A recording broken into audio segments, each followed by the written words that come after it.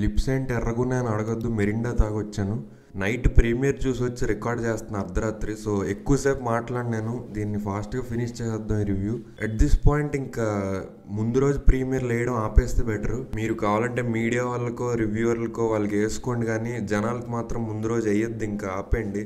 అసలు అది స్టార్ట్ చేసిన పర్పస్ పోయింది. ఇప్పుడు ఇంకా ప్రతి సినిమాకి వేసేస్తున్నారు. దానివల్ల చెప్పాలంటే మీకే ఎఫెక్ట్ అవుతుంది. ముందు రోజు ఆబ్వియస్లీ సెలెక్టివ్ స్క్రీన్స్లో ఏవో 3-4 షోలు ఇస్తారు, అవి చూసి సినిమా బొక్క అనేస్తే ఇంకా రేపు ఎవడెళ్ళడు.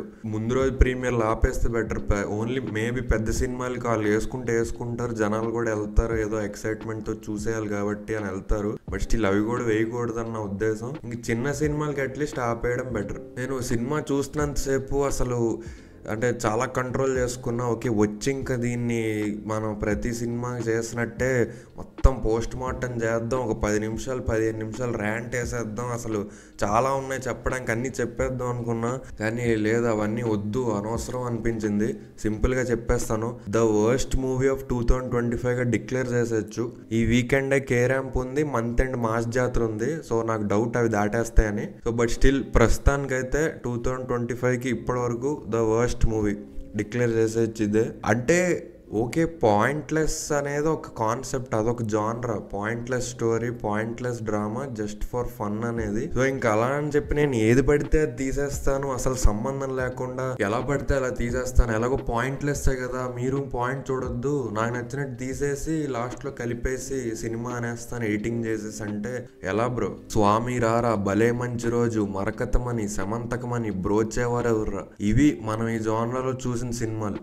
అలాంటిది ఇప్పుడు కీడాకోల, బాగ్సాలే, ఇప్పుడు మిత్రమండలి, ఇది డౌన్ ఫాల్. అసలు మన ఇండస్ట్రీకి ఉన్న జబ్బు ఇదే, తెలిసిందే. ఏదైనా ఒక పాయింట్ క్లిక్ అయితే ఇంకా ఆ పాయింట్ అరిగిపోయే వరకు వాడేసి జనాలు విసిగిపోయే వరకు వాడేస్తారు. ఇంక వద్దురా బాబు ఆపేయండి అన్నంత వరకు వాడేసి అప్పుడు ఇంకో పాయింట్ క్లిక్ అయితే మళ్ళీ దాన్ని పట్టుకుంటారు. సో అదే ఈ ఇప్పుడు పైన ఇందాక చెప్పాను కదా, ఈ స్వామిరారా బ్రోచేవారెవర్రా, ఆ లైన్ లోకి వచ్చేదే ఈ సినిమా. సో నాకు తెలిసి ఈ కాన్సెప్ట్ కి ఇదే ఎండ్ కార్డ్. ఇంక ఇవి తీయడం ఆపేస్తే బెటర్. అట్లీస్ట్ ఒక చిన్న లైన్, ఒక ప్రాపర్ సెటప్ ఉంటే తప్ప కాన్సెప్ట్ టచ్ చేయకూడదని నా ఫీలింగ్. బాబోయ్, అన్బేరబుల్. అసలు వాకౌట్ చేసేద్దాం అనుకున్నా ఫస్ట్ హాఫ్ అయ్యే ముందే, ఇంకా ఇంటర్వెల్కి ముందే వెళ్ళిపోదాం అనుకున్నా. నాకు తెలిసి నేను ఇప్పటిదాకా నా లైఫ్లో ఫస్ట్ హాఫ్ చూసి వాకౌట్ చేసిన సినిమా 1000 అబద్ధాలు అని ఒకటి ఉంటుంది, 2014 ఎప్పుడు వచ్చింది. మళ్ళీ ఇదే వెళ్ళిపోదాం అనిపించి, బట్ స్టిల్ ఇంటర్వెల్ జస్ట్ ముందు లేదు, యాక్చువల్గా నేను ఒక లైన్ రాసుకున్నాను, అది తీస్తున్నాను, చూపిస్తాను, మీకు చెప్తాను అన్నట్టు క్రియేట్ చేశారు. ఓకే, అయితే ఏదో ఉందన్నమాట, మనోడు మరీ పాయింట్లెస్గా ఏదో రాసుకోలేదని చెప్పి సరే అని కూర్చున్నా సెకండ్ హాఫ్. బట్ అదే నేను చేసిన తప్పు, ఫస్ట్ హాఫ్ అయ్యాక వచ్చేయాల్సింది. పీస్ ఆఫ్ మైండ్ దెబ్బతింటుంది ఇలాంటి సినిమాలు చూసిన తర్వాత. ఎవరైతే ఈ సినిమాతో డెబ్యూ చేస్తున్నారో లేదా ఎవరైతే వాళ్ళందరికీ గుడ్ పర్ఫార్మెన్సెస్, వాళ్ళందరికీ ఓకే, గుడ్ స్టార్టే.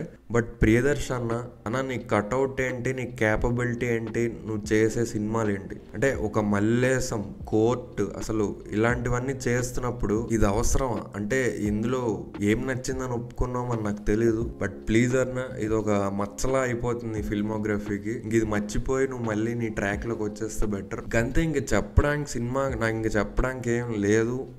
అంతే, మీరు చూడండి. మీరు కూడా చూసి నేను ఎందుకు ఇలా మాట్లాడుతున్నాను మీకు అర్థమవుతుంది. చూసి వచ్చి మీ ఒపీనియన్ కామెంట్ చేయండి. మళ్ళీ నెక్స్ట్ వీడియోలో కలుద్దాం. అంతవరకు ఎంజాయ్ చేయండి. ఉంటాం మరి, బాయ్.